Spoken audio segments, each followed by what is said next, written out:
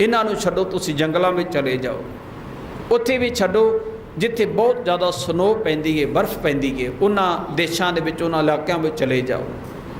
वो किस तरह नंगे तुरे फिरदे ने, किवें उन्हां दा रहन सहन, किवें वो अपने जीवन का निर्वाह कर रहे हैं, कुदरत के अनुसार किवें वो ढले हुए ने। सतगुरु कहते हैं मेरे मालक जी, जदों ये मैं सारे वेखदा विस्माद में चला जाना भी उन्हां दी पालना कौन कर रहा है, उन्हां दे संभाल कौन कर रहा। विस्माद नांगे फिर है जंत विस्माद पाउण। जदों मैं हवावां वेखदा, हवा नूं तकदा, हवा एक तरह की नहीं, कई प्रकार की किन्नियां तरह की हवावां ने, किन्ने तरह की गैसां हैं। कह लगे मैं इन्हां नूं वेखदा ते तां भी विस्माद विच, ते जे पानी नूं वेखदा, वेखो ना पानी किन्ने प्रकार का है। एक थां ते बोरिंग करो, उत्थों होर स्वाद होवेगा, किते कुछ को दूरी ते पानी निकालो तो उहदा स्वाद होर होवेगा। हरेक थां ते जाके पानी का टेस्ट बदल जाता है, स्वाद बदल जाता है। मेरे मालक जी किन्ने प्रकार का तू पानी बनाया। सतगुरु जी सारा कुछ वेख के विस्माद विच आ जाना, ते विस्माद अग्नि खेडें विडानी। ये कई प्रकार दियां अग्नियां, कई प्रकार के तरीकों के जिहड़े तू गैसां ते अग्गां पैदा कीतियां हन, ते ये जिहड़ी विडानी दा अर्थ हुंदा है बहुत ज़्यादा आश्चर्य खेड। ये जिहड़ियां आश्चर्य खेडां खेडियां जा रही ने मेरे मालक जी, ये भी विस्माद करन वालियां हन। विस्माद धरती, विस्माद खानी। जदों मैं तेरी बनाई धरती नूं तकदा तो उदों भी जीवन विच विस्माद भर जाता भी मेरे मालक जी किहो जी धरती है। किते ते काली मिट्टी है, किते जाओ तो लाल मिट्टी है, किते जाओ तो चिट्टी मिट्टी है, किते वेखो पत्थर ही पत्थर पिया है, किते वेखो तो रेत दे हज़ारां सैकड़े मीलों तुरी जाओ तो रेत ही रेत नज़र आएगी, किते जाओ तो जंगल ही जंगल नज़र आएगा। किन्ने तरह का धरती के उत्ते तो ये कुदरत पैदा की। मेरे सतगुरु जी पातशाह कहते हैं मैं विस्माद हो जाता हाँ। अगे कहते हैं विस्माद खानी। खाण दा अर्थ हुंदा जिथों कुछ निकलदा होवे। चार खाणियां मनियां गईयां जिथों जीवां दा जन्म हुंदा है, अंडज, जेरज, सेतज ते उत्पुज। अंडज दा अर्थ हुंदा जिहड़े जीव आंडिया तो पैदा हुंदे ने। बहुत सारे जीव ने जिहड़े आंडिया तो पैदा हुंदे ने, बहुत सारे जीव हैं जिहड़े जेर तो पैदा हुंदे ने, आंडिया तो ने। पशु भी जिहड़े ने ये जेरज खाणी विचों पैदा होने वाले ने। मनुख भी जेरज खाणी विच ही आउंदा है। सेतज कहा जाता है वो जीव जिहड़े कीटाणु आदਿਕ ने। जिवें साडे शरीर विच कई तरह के जीव जिहड़े कीटाणु पैदा हुंदे ने, वो भी तो एक जीव ने ना, पसीने तो पैदा होने वाले जीव जे जूआं आदਿਕ। फिर चौथे नंबर ते जिहड़ी खानी है वो जिहड़ी धरती दे विचों जिवें बनस्पति इत्कादक। अज ते विग्यानी भी मनते हैं कि ये भी जीव हैं, इन्हां दे विच भी जान है जिहड़ी बनस्पति है। ये चार खाणियां मनियां गईयां, पर सतगुरु नानक पातशाह कहते हैं मैं तो इत्थे भी मोहर नहीं लाउंदा।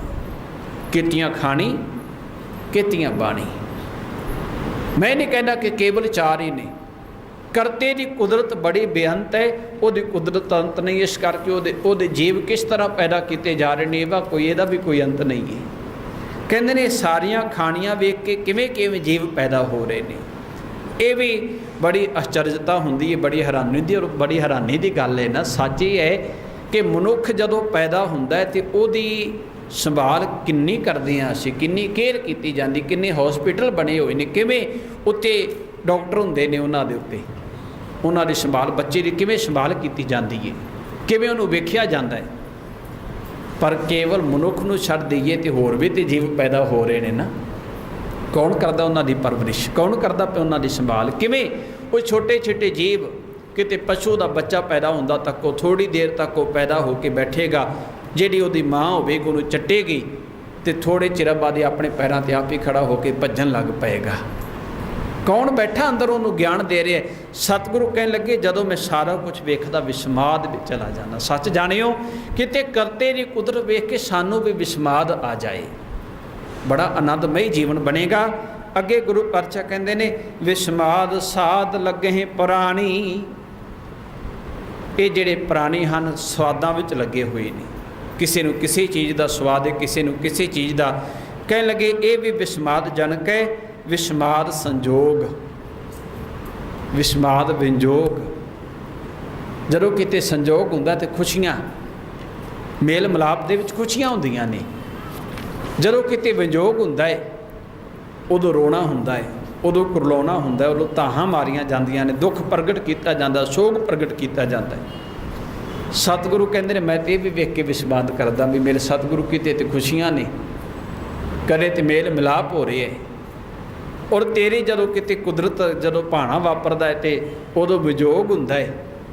ਔਰ ਇਹ ਵੀ ਧੁਰ ਤੋਂ ਸਤਿਗੁਰੂ ਬਾਣੀ ਵਿੱਚ ਕਹਿੰਦੇ ਨੇ ਸੰਜੋਗ ਮੁਜੋਗ ਧੁਰੋਂ ਹੀ ਹੋਆ। ਜਪ ਬਾਣੀ ਪੜ੍ਹਦੇ ਆ ਨਾ ਆਪਾਂ, ਜਪ ਜੀ ਸਾਹਿਬ ਜਿਸ ਬਾਣੀ ਨੂੰ ਕਹਿੰਦੇ ਆ, ਜਪ ਜੀ ਸਾਹਿਬ ਵਿੱਚ ਸਤਿਗੁਰੂ ਕਹਿੰਦੇ ਨੇ ਸੰਜੋਗ ਮੁਜੋਗ ਦੋਏ ਕਾਰ ਚਲਾਵੇਂ। ਕਾਰ ਦਾ ਅਰਥ ਹੁੰਦਾ ਹੈ ਕੰਮ। ਪਰਮਾਤਮਾ ਨੇ ਦੋ ਨਿਯਮ ਬਣਾਏ ਹਨ, ਸੰਜੋਗ ਅਤੇ ਵਿਜੋਗ। ਇਹ ਹਰੇਕ ਦੇ ਜੀਵਨ 'ਤੇ ਲਾਗੂ ਹੁੰਦੇ ਨੇ। ਜਿੱਥੇ ਸੰਜੋਗ ਹੈ ਨਾ ਉੱਥੇ ਵਿਜੋਗ ਹੋਵੇਗਾ ਹੀ ਹੋਵੇਗਾ, ਜਿੱਥੇ ਮਿਲਾਪ ਹੋਇਆ ਹੈ ਉੱਥੇ ਵਿਛੋੜਾ ਹੋਵੇਗਾ ਹੀ ਹੋਵੇਗਾ। ਇਹ ਰੱਬੀ ਨਿਯਮ ਹੈ।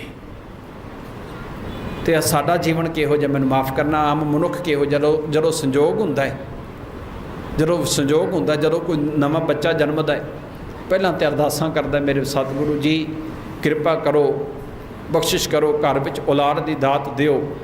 ਪਰ ਜਦੋਂ ਔਲਾਦ ਪੈਦਾ ਹੁੰਦੀ ਹੈ ਫਿਰ ਸ਼ੁਕਰਾਨਾ ਵਿਰਲੇ ਕਰਦੇ ਨੇ। ਪਾਰਟੀਆਂ ਬਹੁਤ ਕੀਤੀਆਂ ਜਾਂਦੀਆਂ ਨੇ, ਠੇਕਿਆਂ 'ਤੇ ਬਹੁਤ ਜਾਇਆ ਜਾਂਦਾ ਹੈ, ਸ਼ਰਾਬਾਂ ਬੜੀਆਂ ਪੀਤੀਆਂ ਅਤੇ ਪਿਲਾਈਆਂ ਜਾਂਦੀਆਂ ਨੇ, ਖੁਸ਼ੀਆਂ ਮਨਾਈਆਂ ਜਾਂਦੀਆਂ ਨੇ। ਉਦੋਂ ਗੁਰੂ ਕਿਸੇ ਵਿਰਲੇ ਨੂੰ ਚੇਤੇ ਹੁੰਦਾ, ਗੁਰੂ ਦਾ ਸਿਧਾਂਤ ਕਿਸੇ ਵਿਰਲੇ ਨੂੰ ਯਾਦ ਹੁੰਦਾ ਹੈ। ਸਤਿਗੁਰੂ ਕਹਿੰਦੇ ਨੇ ਕਿਤੇ ਇਹੋ ਜਿਹਾ ਮਾਹੌਲ ਬਣੇ ਸਾਡੇ ਜੀਵਨ ਵਿੱਚ, ਵਿਸਮਾਦ ਆ ਜਾਏ, ਆਨੰਦ ਆ ਜਾਏਗਾ ਜੀਵਨ ਵਿੱਚ। ਹੇ ਮੇਰੇ ਮਾਲਕ ਜੀ ਤੇਰੀ ਕਿਰਪਾ ਹੋਈ ਹੈ, ਤੇਰੀ ਬਖਸ਼ਿਸ਼ ਦੇ ਨਾਲ ਸੰਜੋਗ ਬਣਿਆ। ਜਦੋਂ ਕਿਤੇ ਮੇਲ ਮਿਲਾਪ ਹੁੰਦਾ, ਮੰਗਣੀ ਹੁੰਦੀ ਹੈ, ਵਿਆਹ ਹੁੰਦਾ ਹੈ, ਸੰਜੋਗ ਹੈ ਨਾ, ਉਹ ਵੀ ਦੋ ਪਰਿਵਾਰ ਮਿਲ ਰਹੇ ਨੇ, ਸੰਜੋਗ ਹੋ ਰਿਹਾ ਹੈ। ਅਸੀਂ ਅਕਸਰ ਹੀ ਕਹਿੰਦੇ ਹਾਂ ਬੱਚਿਆਂ ਦਾ ਸੰਜੋਗ ਕਰਨਾ ਹੈ, ਅਤੇ ਸੰਜੋਗ ਜਦੋਂ ਹੋਵੇ ਉਸ ਸੰਜੋਗ ਦੇ ਵਿੱਚ ਵੀ ਸਾਡਾ, ਮੈਨੂੰ ਮਾफ़ ਕਰਨਾ, ਆਮ ਬੰਦੇ ਦੇ ਜੀਵਨ ਵਿੱਚ ਵਿਸਮਾਦ ਕੋਈ ਨਹੀਂ ਹੈਗਾ। ਉੱਥੇ ਅੱਧੋਂ ਵੱਧ ਖੁਸ਼ੀਆਂ ਆ ਜਾਂਦੀਆਂ ਨੇ ਅਤੇ ਉਦੋਂ ਫਿਰ ਰੱਬ ਭੁੱਲ ਜਾਂਦਾ ਹੈ। ਮੈਂ ਇੱਕ ਸੱਚੀ ਘਟਨਾ, ਔਰ ਇਹ ਸੱਚੀ ਘਟਨਾ ਕਿ ਸਾਡੇ ਸਾਰਿਆਂ ਦੇ ਜੀਵਨ ਦੀ ਘਟਨਾ ਹੈ। ਇੱਕ ਵਾਰੀ ਕੀ ਹੋਇਆ, ਆਨੰਦ ਕਾਰਜ ਸੀ, ਦਾਸ ਗੁਰਦੁਆਰਾ ਸਾਹਿਬ ਸੇਵਾ ਕਰ ਰਿਹਾ ਹੈ ਅਤੇ ਉੱਥੇ ਆਨੰਦ ਕਾਰਜ ਹੈ। ਹੁਣ ਆਨੰਦ ਕਾਰਜ ਦਾ ਟਾਈਮ ਅਕਸਰ ਹੀ ਹੁੰਦਾ ਵੀ ਜਿਹੜਾ ਲਿਖਿਆ ਹੁੰਦਾ ਡਾਇਰੀ ਵਿੱਚ ਵੀ ਅਸੀਂ 11 ਕੁ ਵਜੇ ਪਹੁੰਚ ਜਾਵਾਂਗੇ, 12 ਵਜੇ ਤੱਕ ਆਨੰਦ ਕਾਰਜ ਲਾਵਾਂ ਹੋ ਜਾਣੀ ਚਾਹੀਦੀਆਂ ਨੇ। ਕੀਰਤਨੀਏ ਸਿੰਘ ਵੀ ਤਿਆਰ ਬੈਠੇ, ਸਾਰਾ ਕੁਝ ਤਿਆਰ ਹੈ, ਦੇਗ ਵੀ ਬਣੀ ਹੋਈ। ਹੁਣ ਆਉਂਦੇ 12 ਵਜੇ, 1 ਵਜਿਆ, 2 ਵਜੇ, ਕਰਦਿਆਂ ਕਰਾਂਦੇ ਸ਼ਾਮ ਦੇ 4 ਵੱਜ ਗਏ। ਅਕਸਰ ਹੀ ਵੱਜ ਜਾਂਦੇ ਨੇ, ਅੱਜ ਤੇ ਆਮ ਜੀ ਗੱਲ ਹੋ ਗਈ ਹੈ ਨਾ, 4 ਵੱਜ ਗਏ। ਸੰਜੋਗ ਹੋ ਰਹੇ ਹੈ, 4 ਵੱਜ ਚੁੱਕੇ ਨੇ। 4:15 ਵਜੇ ਪਹੁੰਚਦੇ ਨੇ, 4:15 ਵਜੇ ਪਰਿਵਾਰ ਪਹੁੰਚਿਆ, ਦੋਵੇਂ ਪਰਿਵਾਰ ਪਹੁੰਚੇ ਅਤੇ ਆਉਂਦਿਆਂ ਇੱਕ ਗੱਲ ਕਹੀ ਗਈ ਵੀ ਅਸੀਂ 5 ਵਜੇ ਬੈਂਕਟ ਹਾਲ ਖਾਲੀ ਕਰਨਾ, ਉਹਨਾਂ ਦਾ ਅੱਗੇ ਹੋਰ ਪ੍ਰੋਗਰਾਮ, ਅੱਗੇ ਹੋਰ ਬੁਕਿੰਗ ਹੈ ਬੈਂਕਟ ਹਾਲ ਵਾਲਿਆਂ ਦੀ, ਅਤੇ ਜਾ ਕੇ ਲੰਚ ਵੀ ਕਰਨਾ ਜੇ, ਰੋਟੀ ਵੀ ਖਾਣੀ ਹੈ। ਇਸ ਕਰਕੇ ਜਲਦੀ ਭਾਈ ਸਾਹਿਬ ਜੀ ਆਨੰਦ ਕਾਰਜ ਕਰਵਾ ਦਿਓ, 15-20 ਮਿੰਟ ਅਗਰ ਲੱਗਣ ਤਾਂ ਬੜੀ ਮਿਹਰਬਾਨੀ ਹੋਵੇਗੀ। ਅਤੇ ਉੱਥੇ ਮੈਂ ਵੀ ਸਾਂ, ਕੀਰਤਨੀਏ ਸਿੰਘ ਵੀ। ਮੈਂ ਕਿਹਾ ਵੀ ਮੈਂ ਸਮਝਦਾ ਤੁਹਾਡੀ ਮਜਬੂਰੀ ਹੈ, ਮੈਂ ਸਮਝਦਾ ਤੁਹਾਡੀ ਮਜਬੂਰੀ, ਕੋਈ ਸ਼ੱਕ ਨਹੀਂ, ਜਲਦੀ ਕਰੋ। ਵੀ ਮਜਬੂਰੀ ਹੁਣ ਕੀ ਕਰ ਸਕਦੇ, ਜਦੋਂ ਹੋ ਗਿਆ ਸਾਰਾ ਕੁਝ, ਲੇਟ ਹੋ ਚੁੱਕੇ ਹਾਂ। ਅਖੀਰ ਸਾਰਾ ਕੁਝ ਹੋ ਕੇ ਮੈਂ 2 ਬੇਨਤੀਆਂ ਮੈਂ ਤੁਹਾਨੂੰ ਜ਼ਰੂਰ ਕਰਾਂਗਾ। ਮੈਂ ਬਲੇਮ ਨਹੀਂ ਕਰਦਾ, ਕਿਸੇ ਦੇ ਉੱਤੇ ਦੋਸ਼ ਨਹੀਂ ਦਿੰਦਾ ਵੀ ਤੁਸੀਂ ਇਹਦੇ ਵਿੱਚ ਗਲਤ ਹੋ। ਅਸੀਂ ਸ਼ਾਮਲ ਸਾਰਿਆਂ ਦੇ ਵਿੱਚ, ਜਿੰਨੇ ਵੀ ਸੰਗਤ ਵਿੱਚ ਬੈਠੇ ਹਾਂ, ਜ਼ਿੰਮੇਵਾਰੀ ਸਾਰਿਆਂ ਦੀ ਹੈ, ਜ਼ਿੰਮੇਵਾਰੀ ਸਾਰਿਆਂ ਦੀ। ਇਹ ਨਹੀਂ ਕਿ ਲੜਕੀ ਵਾਲੇ ਗਲਤ ਨੇ ਜਾਂ ਲੜਕੇ ਵਾਲੇ ਲੇਟ, ਕਿਸੇ ਨੂੰ ਆਪਾਂ ਇਹ ਦੋਸ਼ ਦੇਈਏ, ਪਰ ਆਪੋ ਆਪਣੀ ਜੇਕਰ ਜ਼ਿੰਮੇਵਾਰੀ ਸਮਝ ਲਈ ਜਾਵੇ। ਜ਼ਿੰਮੇਵਾਰੀ ਕੀ, ਮੈਂ ਬੇਨਤੀ ਇਹ ਕੀਤੀ ਵੀ ਜਦੋਂ ਤੋਂ ਸੰਜੋਗ ਬਣਿਆ, ਲੜਕਾ ਲੜਕੀ ਪਸੰਦ ਆ ਗਏ, ਦੋਵੇਂ ਘਰ ਪਸੰਦ ਆ ਗਏ, ਸਾਰਾ ਕੁਝ ਹੋ ਗਿਆ, ਰਿਸ਼ਤਾ ਪੱਕਾ ਹੋ ਗਿਆ, ਉਸ ਦਿਨ ਤੋਂ ਵਿਆਹ ਦੀਆਂ ਤਿਆਰੀਆਂ ਸ਼ੁਰੂ। ਕੱਪੜੇ, ਮੁੰਡਾ ਕੱਪੜੇ ਕਿਹੜੇ ਪਾਵੇਗਾ, ਲੜਕੀ ਵਿਆਹ ਵੇਲੇ ਕੱਪੜੇ ਕਿਹੜੇ ਪਾਵੇਗੀ, ਮਾਸੀ ਨੇ ਕਿਹੜੇ, ਅਨੇਕਾਂ ਤਰ੍ਹਾਂ ਦੀ ਖਰੀਦੋ ਫਰੋਖਤ, ਸ਼ੋਪਿੰਗ ਸ਼ੁਰੂ ਹੋ ਗਈ। ਬੈਂਕਟ ਹਾਲ ਕਿਹੜਾ ਹੋਵੇਗਾ, ਕਿਹੜਾ ਪ੍ਰੋਗਰਾਮ ਕਿੱਥੇ ਕੀਤਾ ਜਾਏਗਾ, ਮਤਲਬ ਇੰਨੀਆਂ ਕੁ ਤਿਆਰੀਆਂ ਨੇ, ਵੱਡੀਆਂ ਲਿਸਟਾਂ ਬਣ ਜਾਂਦੀਆਂ ਨੇ ਵੀ ਕਿਹਨੂੰ ਕਾਰਡ ਦੇਣਾ, ਕਿਹਨੂੰ ਕਦੋਂ ਬੁਲਾਉਣਾ, ਕਿਹੜਾ ਕੰਮ। ਆਪਾਂ ਸਾਰੇ ਜਾਣਦੇ ਹਾਂ, ਸਾਰੇ ਗ੍ਰਸਤੀ ਬੈਠੇ ਹਾਂ। ਪਰ ਮੈਂ ਬੇਨਤੀ ਇਹ ਕਰਦਾ ਵੀ ਸਾਰੀਆਂ ਜਿੰਨੀਆਂ ਤਿਆਰੀਆਂ ਸਨ ਉਹ ਇਸ ਕਾਰਜ ਵਾਸਤੇ ਸੀ।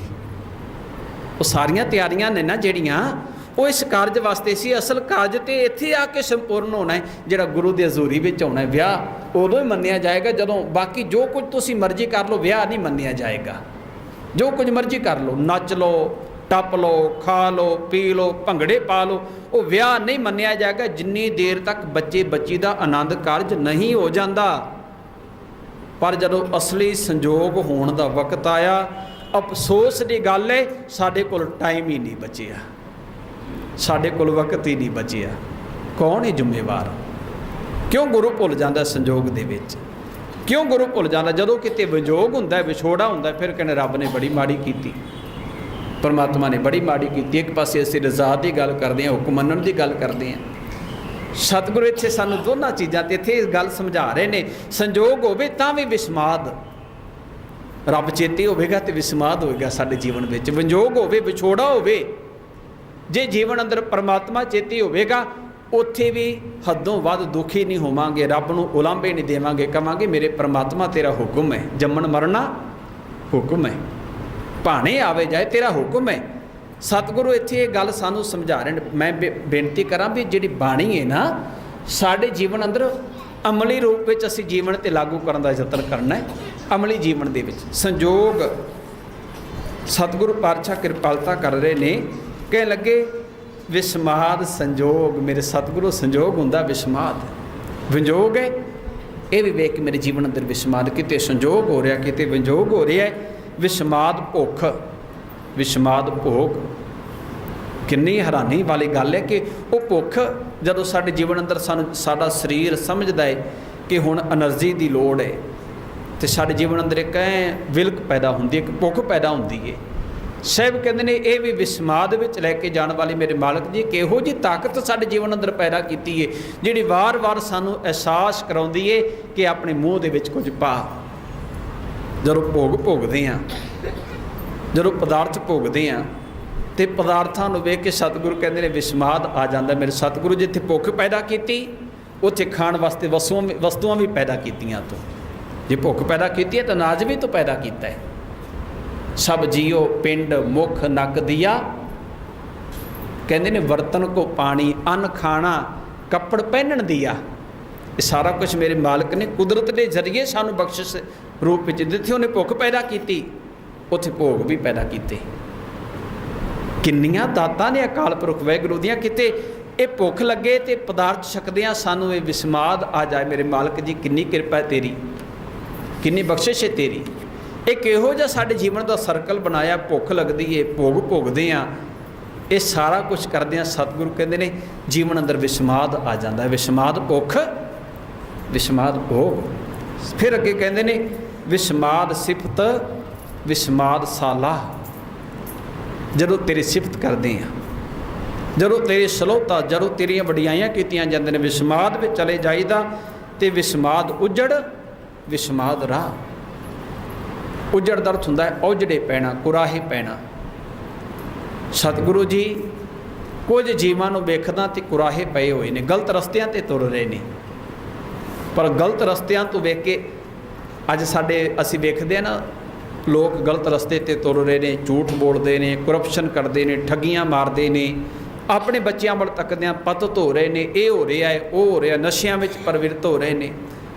ਜੀਵਨ ਅੰਦਰ ਚਿੰਤਨ ਹੁੰਦਾ ਹੈ ਤੇ ਚਿੰਤਾ ਵੱਧਦੀ ਹੈ। ਪਰ ਗੁਰੂ ਸਾਹਿਬ ਕਹਿੰਦੇ ਨੇ ਜੇ ਰੱਬ ਜੀ ਦੀ ਕਿਰਪਾ ਹੋਵੇਗੀ, ਇਹ ਸਾਰਾ ਕੁਝ ਵੇਖ ਕੇ ਨਾ ਅਸੀਂ ਦੁਖੀ ਨਹੀਂ ਹੋਵਾਂਗੇ, ਵਿਸਮਾਦ ਹੋਵਾਂਗੇ, ਪਰ ਉਹਦੇ ਯਤਨ 'ਤੇ ਲੱਗ ਜਾਵਾਂਗੇ। ਕੇਵਲ ਚਿੰਤਾ ਨਹੀਂ ਕਰਾਂਗੇ। ਫਿਰ ਅਸੀਂ ਚਿੰਤਾ 'ਤੇ ਕਰਦੇ ਹਾਂ, ਬਿਮਾਰੀ ਆਈ ਤੇ ਚਿੰਤਾ 'ਤੇ ਕਰਦੇ ਹਾਂ, ਪਰ ਉਸ ਬਿਮਾਰੀ ਨੂੰ ਠੀਕ ਕਰਨ ਵਾਸਤੇ ਬਣਦਾ ਰੋਲ ਅਦਾ ਨਹੀਂ ਕਰ ਪਾ ਰਹੇ ਅਸੀਂ ਕਿਤੇ ਨਾ ਕਿਤੇ। ਮੈਨੂੰ ਮਾफ़ ਕਰਨਾ, ਸਾਨੂੰ ਕੋਈ ਤਣ ਨੂੰ ਰੋਗ ਲੱਗਿਆ ਹੋਵੇ ਤੇ ਅਸੀਂ ਚਿੰਤਾ ਹੀ ਕਰੀ ਜਾਈਏ, ਦਵਾਈ ਲਈਏ ਨਾ, ਡਾਕਟਰ ਕੋਲ ਜਾਈਏ ਨਾ, ਇਲਾਜ ਕਰਨ ਦਾ ਪ੍ਰਬੰਧ ਹੀ ਨਾ ਕਰੀਏ, ਤੇ ਕੇਵਲ ਚਿੰਤਾ ਨਾਲ ਰੋਗ ਤੇ ਠੀਕ ਨਹੀਂ ਹੋਣਾ ਨਾ। ਯਤਨ ਕਰਨਾ ਪਏਗਾ, ਡਾਕਟਰ ਕੋਲ ਜਾਣਾ ਪਏਗਾ, ਇਲਾਜ ਕਰਵਾਉਣਾ ਪਏਗਾ। ਸਾਡੇ ਸਮਾਜ ਦੇ ਹਾਲਾਤ ਨੇ, ਜਿਹੜੇ ਸਾਡੇ ਘਰਾਂ ਦੇ ਹਾਲਾਤ ਨੇ, ਸਾਡੇ ਆਲੇ ਦੁਆਲੇ ਜੋ ਕੁਝ ਵਾਪਰ ਰਿਹਾ, ਚਿੰਤਾ ਤੇ ਹਰ ਕੋਈ ਕਰ ਰਿਹਾ ਹੈ। ਪਰ ਕੇਵਲ ਚਿੰਤਾ ਦੇ ਨਾਲ ਗੱਲ ਨਹੀਂ ਬਣਨੀ, ਚਿੰਤਨ ਕਰਕੇ ਤੇ ਬਣਦਾ ਰੋਲ ਅਦਾ ਕਰਨ ਦਾ ਉਪਰਾਲਾ ਵੀ ਸਾਨੂੰ ਕਰਨਾ ਪਏਗਾ। ਸਤਿਗੁਰੂ ਨੇ ਕੀਤਾ। गुरु साहब ने कैला चिंतन ही नहीं किया बाणी विच। सतगुर ने बनदा रोल भी अदा किया, अपने सुख आराम छड्ड के गुरु नानक पातशाह घरों निकल तुरे। चढ़िया सोधन तरत लुकाई, भाई गुरदास जी कहते हैं। तो कहते हैं मेरे पातशाह जी जदों मैं वेखदा ਉਹ ਜਿਹੜੇ ਪਿਆ ਹੋਇਆ है कोई रस्ते ते तुर रहा, सही रस्ते ते तुर रहा है, ये सारा कुछ वेख के विस्माद पैदा होंदा है। तो विस्माद नेड़े विस्माद दूर, कोई तेनू नेड़े समझदा है, कोई तेनू दूर समझ रही है। कहते ने ये भी विस्माद है। तो कहते ने विस्माद देखा है हाजरा हजूर, कोई तेनू ऐन हाज़र नाजर तक रहा है, तेनू ऐन सामने तक रहा है। कह लगे ये भी विस्माद पैदा करने वाली अवस्था है। वेख विडान रहा विस्माद नानक, बुझन पूरे भाग। विडान का थे कौतुक है मेरे मालक जी, तेरे कौतुक ने कुछ को बयान किए ने, कुछ को बयान किए ने मेरे सतगुरु जी ने। किन्ने कौतुक ने मेरे पातशाह दे, अकाल पुरख वाहिगुरू जी दे, परमेश्वर जी दे कौतुक बयान किए ने इस पावन श्लोक के अंदर। तो कहते ने ये जदों सारा कुछ वेखदा, वेख विडान रहा विस्माद नानक, बुझन पूरे भाग। जेकर इनू समझ लिया जाए तो समझो भाग जाग पे ने, भाग पूरे हो गए ने, भागां वाले बन गए हैं। फिर सतगुरु अगले श्लोक विच कृपालता करते हैं, कुदरत दिसै कुदरत सुनिए। ये जिहड़ी कुदरत नज़र आ रही है सानू, परमात्मा की कीती हुई रचना, तो हरेक रचना दे विच उहदी कला प्रगट हो रही है। कुदरत अर्थ कला है तो कुदरत अर्थ रचना है। मैं हुणे सवैयां विचों बचन पढ़ रहा, सब पट्टां दे सवैयां विच पढ़ सबान कहंदे ने, हे अकाल पुरख जी किया खेल बड़ मेल तमाशा, वाहिगुरू तेरी सब रचना। जदों मैं तेरी रचना वेखदा तो कह लगे उस रचना दे विच तू आप नज़र आ रहा। कुदरत दिसे, कुदरत सुनिए, कुदरत भौ सुखसार। कह लगे जो कुछ दिसदा है, जो कुछ सुनिया जा रहा है, जो कुछ जीवन के अंदर आप भौ वेखते हैं, भौ सुखों का सार है, ये सारा कुछ रब जी की कुदरत है। कुदरत पाताली आकाशी, उचियां नीवियां थावां, पाताल आकाश सारियां थावां ते तेरी कुदरत है। कुदरत सर्ब आकार, जो कुछ आकार नज़र आ रहा है, दृष्टमान स्वरूप नज़र आ रहा है, संसार नज़र आ रहा है। हे अकाल पुरख जी भी तेरी कुदरत है। कुदरत वेद पुराण कतेबां, कुदरत सर्ब विचार। ये जिन्ने भी धार्मिक ग्रंथ हैं, वेद हैं, पुराण हैं, कतेब हैं, वेखो सतगुरु जी ने सारियां दा जिक्र कर दिता। जेड़े वेद पुराने तादकां नूं भारती सभ्याचार के ग्रंथ ने, जेड़े सनातन मत के ग्रंथ ने, तो जिन्हों कह रहे हैं गुरु साहिब जी कतेबां, ये जिहड़े पश्चिमी मत के ग्रंथ हैं, जिन्हां विच अंजील, तुरेत, बाइबल ते कुरान, ये सारे कतेबां विच आउंदे ने, कतेब विच आउंदे ने। पर गुरु साहिब कहंदे ने मैं ये नहीं कहंदा भी ये ग्रंथ चंगे ने तो ग्रंथ माड़े ने, असीं ग्रंथां ते लड़ी जा रहे हैं। सिक्ख्यावां लैण दी गल बहुत घट कीती जांदी है भी उन्हां विच चंगी सिक्ख्या की मिलदी है, चंगा उपदेश की मिलदा है। सतगुरु किरपालता करते हैं। मैं तो बहुत बारी बेनती करदा, मैं एक होर बेनती करदे भी थोड़ा जिहा सानू अपनी सोच नूं उच्चा चुकना पएगा। साडा समाज थोड़ा जिहा अपनी सोच नूं, थोड़ा जिहा दिमाग नूं खोल के नहीं चलदा। धर्म दे विच बड़ी संकीर्णता है। धर्म की दुनिया में जदों आउंदा तो बड़ा ऐन छोटा जिहा दिल लैके चलदे, तो जिगरा बहुत बड़ा चाहिए है। सच की गल करनी है, सच सुनने वास्ते भी जिगरा चाहिए, सच बोलण दे वास्ते भी बड़ा जिगरा चाहिए। सतगुरु पातशाह कृपालता करते हैं, कह लगे कुदरत सर्ब विचार। ये जिन्ने भी विचार हैं मेरे मालक तेरी कुदरत है। कुदरत खाना पीना पहनना, ये जो कुछ खाते पीते तो पहनते पे हैं, ये भी तेरी कुदरत है। कुदरत सर्ब प्यार, ये तेरा सारा प्यार जिहड़ा है भी कुदरत है। कुदरत जाति जिनसी रंगी, ये तरह तरह दीयां जातां, तरह तरह के जिहड़े जीव ते रंगां दे, तरह तरह के रंगां दे जीव पैदा कीते ने, जिनसां पैदा कीतियां ने। कहंदे ने कुदरत जी जहान, कुदरत नेकियां, कुदरत बदियां। ये भी तेरी कुदरत है ना। किते ते नेकियां हो रही ने, चंगे काम हो रहे हैं, किते बदियां कीतियां जा रही ने, माड़े काम किए जा रहे हैं। मेरे सतगुरु जी, मैं तो एक जो गुरु पातशाह दे आपां बचनां नूं ध्यान नाल पढ़ांगे ना, गुरु साहब ने तो बड़ी किरपा की साडे उत्ते। मेरे मालिक ने माया भी तो उहदी रचना है ना, परमात्मा दी बनाई हुई है ना माया, विकार भी तो रब दे बनाए हुए ने। हुण गुरु साहब ने कहते हैं कि परमात्मा का एक खेड है, रब की बनाई हुई खेड, तो मनुख नूं खेड खेडण दे वास्ते दुनिया में भेजा, तो खेड वास्ते 2 टीमां का होना बड़ा जरूरी है। जदों किते गेम हुंदी है ना, कोई भी खेड है कोई भी होवे, जिन्नी देर तक 2 टीमां नहीं हुंदियां उन्नी देर तक कौन जितेगा तो कौन हारेगा, कौन जितेगा तो कौन हारेगा। परमात्मा ने कृपा की, एक पासे माया की टीम है जिहदे विच विकार हैं, जिहदे विच बुराइयां ने, माड़ियां गल्लां ने, विकार ताद काम क्रोध लोभ मोह हंकार, होर जिन्नियां भी निंदिया चुगली ईर्खा है उन्हां दी टीम है। फिर रब जी ने एक होर कृपा की, जिन्होंने जिताउणा होवे ना, वधिया टीम तैयार करनी होवे, जेतों टीम तैयार करनी होवे तो उहदे वास्ते कोच बड़ा वधिया चाहिदा, जिहड़ा हंडिया वरतिया होवे। अकाल पुरख वाहिगुरू ने कृपा की, वेखिया भी मैं तो मनुख नूं जीवन की बाजी जितन दे वास्ते भेजिया सी संसार अंदर, ये तो जीवन की एक खेड विच भेजिया भी तेरे सामने आ, हुण इम्तिहान है तेरा बहुत वड्डा।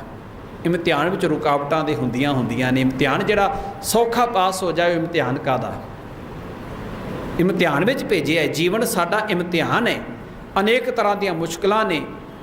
अकाल पुरख ने कृपा की, एक चंगी कोचिंग देने वास्ते गुरु के रूप में कोच भी दे दिता सानू, भी ये कोलों बरीकियां सिख, तो कोच भी साडे ते होर चंगे भाग ने। सानू तो इहो जिहा गुरु नानक वर्गा ते गुरु ग्रंथ साहिब वर्गा कोच दिता, जिहदे पूरी दुनिया भी झुकदी है, जिहदे विच ते गल ही नहीं की कि भी मैं पहले दिन भी शायद बेनती की सी, दुनिया के सारे ग्रंथ सत्कारयोग हैं, सत्कारयोग ने, पर उन्हां विच आपो अपने धर्मां की गल ही की गई है, आपो अपने जिहड़े उन्हां दे मत दे उन्हां दी गल की गई भी।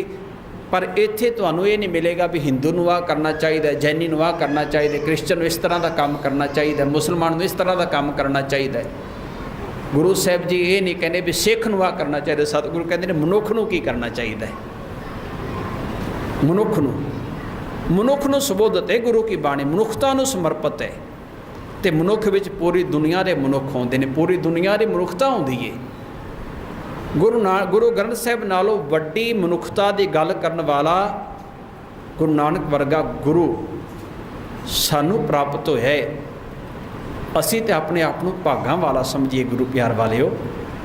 सतगुरु इत्थे किरपालता कर रहे हैं, कह लगे किते नेकियां ते किते बदियां, मेरे मालक जी भी तेरी कुदरत है, ये भी तेरी कुदरत है। किते हरनाकश वर्गा पैदा किया तो वो घर दे विच ही प्रहलाद पैदा कर दिता, ये भी तेरी किन्नी वड्डी ये तेरी खेड है। तो पातशाह कहते हैं कुदरत मान अभिमान, मान ते अभिमान ने तद ये भी तेरी कुदरत। तो कहते हैं कुदरत पौन पानी बैसंतर, कुदरत धरती खाक, ये हवा, ये पानी, ये अग, ये सारा साडा भी तो शरीर 5 तत्तां दा बने, दे विच हवा भी है, हवा के आसरे असीं साह लै रहे हैं। साडे अंदर पानी की मात्रा बहुत ज़्यादा है, साडे अंदर पानी है, जो पानी खत्म हो जाए शरीर किसी काम का नहीं। हवा ना हो तो साडा साह ही ना आवे किते, जे ये अंदर अग ना हो शरीर ठंडा पै जाए, अग खत्म हो जाती। जो बंदा चढ़ाई करता है ना उदों ये जी जी अग होंदी है, शरीर जिन्ना को तापमान चाहिए वो घट जाए तो भी नुकसानदायक, बढ़ जाए तो भी नुकसानदायक। तो गुरु पातशाह कहते हैं ये मेरे मालक जी ये तेरी कुदरत है। कुदरत धरती खा के मिट्टी, जिहड़ी धरती तू मिट्टी की बनाई, ये भी तेरी कुदरत, सब तेरी कुदरत, ये सारी तेरी कुदरत है। तू कादिर करता, तू कादिर करता, तू सारियां नूं बनाउण वाला, सारी ये रचना दा कादर तू खुद आप है। जिन्ने भी जीवां उपर जिक्र करके आए ने ना गुरु साहिब जी, भावें पहले श्लोक विच भावें इहदे विच कहंदे ने सारियां दा कादर रचनहारा केवल है अकाल पुरख तू है। पाकी नाई पाक तू पवित्र है, नानक हुक्मे अंदर वेखै वरतै ताको ताक। कह लगे सारियां थावां ते ताको ताक दा उत्थे केवल आप ही आप, केवल अकाल पुरख वाहिगुरू, ते सारा कुछ उहदे हुक्म दे अंदर ही वरत रहा है, उहदे हुक्म तो बाहर नहीं है। ਉਹਦੇ ਹੁਕਮ ਤੋਂ ਬਾਹਰ ਕੁਛ ਵੀ ਨਹੀਂ।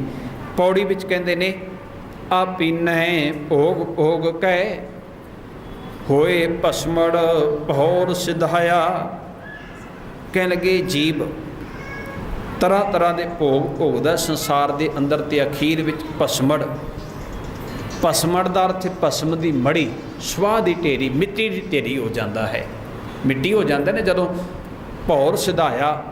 ਭੌਰ ਦਾ ਅਰਥ ਜੋ ਅੰਦਰ ਆਤਮਾ, ਜੋ ਜੀਵਨ ਅੰਦਰ ਜੀਵਨ ਦੀ ਕਲਾ ਸੀ, ਜੋ ਜੀਵਨ ਅੰਦਰ ਸੱਤਿਆ ਸੀ, ਜੋ ਤਾਕਤ ਸੀ, ਜਦੋਂ ਉਹ ਜੀਵਨ ਵਿੱਚੋਂ ਖਤਮ ਹੋ ਗਿਆ ਤੇ ਕਹਿਣ ਲੱਗੇ ਉਸ ਤੋਂ ਬਾਅਦ ਇਹ ਭਸਮੜ ਹੋ ਗਿਆ। ਵੱਡਾ ਹੋਆ ਦੁਨੀਦਾਰ ਗਲ ਸੰਗਲ ਘੱਟ ਚਲਾਇਆ। ਆਪਣੇ ਆਪ ਨੂੰ ਦੁਨੀਆ ਦੇ ਵਿੱਚ ਗ੍ਰਸਤ ਹੋਏ ਮਸਤ ਹੋਇਆ, ਦੁਨੀਆਦਾਰ ਖਵਾਉਣ ਵਾਲਾ ਆਪਣੇ ਆਪ ਨੂੰ ਵੱਡਾ ਤੇ ਬੜਾ ਖਵਾਉਂਦਾ ਹੈ। ਪਰ ਅਖੀਰ ਕੀ ਹੁੰਦਾ ਹੈ, ਇਹਦੇ ਗਲ ਵਿੱਚ ਜਿਵੇਂ ਕਿਸੇ ਨੂੰ ਸੰਗਲ ਪਾ ਲਿਆ ਜਾਏ ਨਾ, ਕਿਸੇ ਪਸ਼ੂ ਨੂੰ ਧੱਕੇ ਦੇ ਨਾਲ ਹੀ ਤੋੜ ਲਿਆ ਜਾਂਦਾ ਵੀ ਲੱਗ ਅੱਗੇ ਹੋਣ। ਕਹਿਣ ਲੱਗੇ ਇਸੇ ਤਰ੍ਹਾਂ ਜੀਵ ਦੇ ਗਲ ਵਿੱਚ ਸੰਗਲ ਤੇ ਪਾਇਆ ਹੀ ਜਾਂਦਾ, ਭਾਵ ਕਿ ਇਹਨੂੰ ਇਹ ਦੁਨੀਆ ਤੋਂ ਜਾਣਾ ਹੀ ਪੈਂਦਾ। ਇੱਥੇ ਜਿੰਨਾ ਮਰਜ਼ੀ ਵੱਡਾ ਖਵਾ ਲਵੇ। ਸਤਿਗੁਰੂ ਦੀ ਬਾਣੀ ਪੜ੍ਹੋ। ਸਤਿਗੁਰੂ ਬੜੇ ਪਿਆਰੇ ਬਚਨ ਕਰਦੇ ਨੇ ਧੰਨ ਗੁਰੂ ਗ੍ਰੰਥ ਸਾਹਿਬ ਪਾਤਸ਼ਾਹ। ਕਹਿਣ ਲੱਗੇ ਮੈਂ ਇਹੋ ਜਿਹੇ ਵੀ ਵੇਖੇ ਜਿਨ੍ਹਾਂ ਨੇ ਗਹਿਰੀ ਕਰਕੇ ਨੀਂਵ ਖੁਦਾਈ, ਉੱਪਰ ਮੰਡਪ ਛਾਏ। ਭਗਤ ਨਾਮਦੇਵ ਜੀ ਦਾ ਸ਼ਬਦ ਹੈ। ਜੇ ਮੈਂ ਭੁੱਲਦਾ ਨਾ ਹੋਵਾਂ, ਸ਼ਾਇਦ ਕਬੀਰ ਜੀ ਦਾ ਮੈਨੂੰ ਮਾफ़ ਕਰਨਾ। ਗਹਿਰੀ ਕਰਕੇ ਨੀਂਵ ਖੁਦਾਈ, ਉੱਪਰ ਮੰਡਪ ਛਾਏ। ਮਾਰ ਕੰਡੇ ਤੇ ਕੋ ਅਧਿਕਾਈ, ਜਿਨ ਤਿਨ ਧਰ ਮੂੰਡ ਬੁਲਾਏ। ਹਮਰੋ ਕਰਤਾ ਰਾਮ ਸਨੇਹੀ, ਕਾਹੇ ਰੇ ਨਰ ਗਰਭ ਕਰਤ ਹੋ ਬਿਨ ਸਜਾਹੇ। ਝੂਠੀ ਦੇਹੀ ਮੇਰੀ ਮੇਰੀ ਕੈਰੋਂ ਕਰਤੇ, ਦੁਰਜੋਧਨ ਸੇ ਭਾਈ। 12 जोजन छत्र चले था देही, गिरजन खाए सब सर्व सोइन की लंका होती। रावण से अधिकाई, कहाँ भयो दर बांधे हाथी। खिन में भई पराई। गल संगल घत चलाया। ये सारियां ते लागू हुंदा मेरे मालक दा हुक्म। केवल एक परमात्मा ते मौत वाला हुक्म लागू नहीं हुंदा, बाकी सारियां ते जिन्हों आख्या ना जम्मण मरना हुक्म है, ये सारियां ते लागू है। इस करके परचा कहते हैं गल संगल घत चलाया। अगे करनी कीरत वाची है, बेलेखा कर समझाया। कह लगे फिर अगे ध्यान दे भी तेरे जीवन की करनी, तेरे जीवन के अंदर तू किता की है। वाचिया वो जाना जो अपने अमल दे विच तू लैके आंदा, जो प्रैक्टिकल रूप दे विच कीता। उत्थे ते हिसाब ते आपां कल सारा विचार के आए हैं भी मेरे परमात्मा ने आप किरपा की इस दुनिया को पैदा करके ते आप उन्हें मेहर की। नानक जी उपाय के लिख नामे धर्म बहालिया। उत्थे धर्म नहीं है, उत्थे किसी दूजे की गलती किसी दूजे के लेख में नहीं लिखी जाती। ये इंसाफ करता मेरा मालिक। इसे करके आख्या वड्डी वडियाई, कल आप विचार के आए हैं, वड्डी वडियाई जा सच न्याओ। अकाल पुरख परमात्मा किसी नाल बेइनसाफी नहीं करता। उत्थे ते समझाया गया, मड़िया नहीं गया, समझाया गया भी तैनू जीवन की बाजी खेडण दे वास्ते ते नाल तैनू इहो जी सोच भी दिती, तैनू एक सोच भी दिती। जदों तू गलत करदा है तेरे अंतरात्मे तो आवाज़ भी पैदा होंदी सी, अंदर बैठ के तैनू समझाया भी ना कर, ना कर, गलत कर रहे हैं। पर तू आत्मा की आवाज़ नू वार वार दबा दिंदा रहा। फिर तेन गुरु भी दिता, गुरु ने वार वार तेन क्या भी आ ना कर, तो वही भी कोई नहीं सुनी। तो फिर आ तो काम किते हैं, वेख ले फिर हुण इहदी तेन सज़ा तो मिलेगी मिलेगी। मैं लेखा कर समझाया, थाओ ना हो भी पाउंदी हुण सुनीए क्या रवाया। कह लगे फिर हुण थां नहीं मिलती जिथे पैंदियां ने, भाव जदों मार पैंदी है हुण जिन्ना मर्जी रोई जावे, जिन्ना मर्जी कुरलाई जावे, हुण कित्थे सुनाएगा। रोण करलोण नाल की बनेगा। कई बारी बड़ा रोंदे ते करलाउंदे आ ना, पर सतगुरु कहते हैं जीवन के कर्मां वाल झात मार के वेख, पछतावा चंगा हुंदा है। माड़े कर्मां दा पछतावा चंगा हुंदा है। जो कोई जीवन में माड़ा कीता, जो सज़ा मिले उहदे पछतावा चंगा, पर पैदा तां है भी अगली बारी ना करा, मैं अगली बारी ना करा। पिछे जो हो गया, पछतावा कर लिया, बड़ा पछताया, बड़ा रोया, बड़ा कुरलाया, गुरु को आके मिन्नतां तरले भी किते, सतगुरु माफ़ कर दिओ। तो मैं एक होर बेनती नाल ऐड कर दियाँ, जिहड़ी ते अणजाण पुणे विच हुंदी है तो गलती है। जिहड़ा जान बुझ के किया जाए वो गुनाह हुंदा है, ਗਲਤੀ ਦੀ ਹਮੇਸ਼ਾ ਮੁਆਫੀ ਹੁੰਦੀ, ਗੁਨਾਹ ਦੀ ਸਜ਼ਾ ਹੁੰਦੀ ਏ। ਸਾਹਿਬ ਕਹਿੰਦੇ ਨੇ ਥਾਉ ਨੂੰ ਹੋ ਵੀ ਪਾਉਂਦੀ, ਹੁਣ ਸੁਣੀਏ ਕਿਆ ਰਵਾਇਆ ਮਨ ਅੰਧੇ ਜਨਮ ਗਵਾਇਆ। ਮਨ ਅੰਧੇ, ਅੰਧੇ ਮਨ ਨੇ, ਮਨ ਦੇ ਨੰਨੇ ਨੂੰ ਹੁਸ਼ਿਆਰੀ ਹੈ। ਅੱਗੇ ਚੱਲ ਕੇ ਤੁਸੀਂ ਵੇਖੋਗੇ ਮਨ ਦਾ ਨੰਨਾ ਮੁਕਤਾ ਹੋਵੇਗਾ, ਮਨ ਦੇ ਨੰਨੇ ਨੂੰ ਕਿਤੇ ਔਂਕੜ ਆਵੇਗੀ ਬਾਣੀ ਵਿੱਚ। ਉਚਾਰਨ ਸਭ ਦਾ ਮਨ ਹੀ ਹੈ, ਪਰ ਜਦੋਂ ਔਂਕੜ ਆਉਂਦੀ ਉਦੋਂ ਅਰਥ ਹੋਰ ਹੁੰਦੇ ਨੇ, ਜਦੋਂ ਮੁਕਤਾ ਹੁੰਦਾ ਉਦੋਂ ਅਰਥ ਹੋਰ ਹੁੰਦੇ ਨੇ, ਜਦੋਂ ਹੁਸ਼ਿਆਰੀ ਹੁੰਦੀ ਉਦੋਂ ਅਰਥ ਹੋਰ ਹੁੰਦੇ ਨੇ।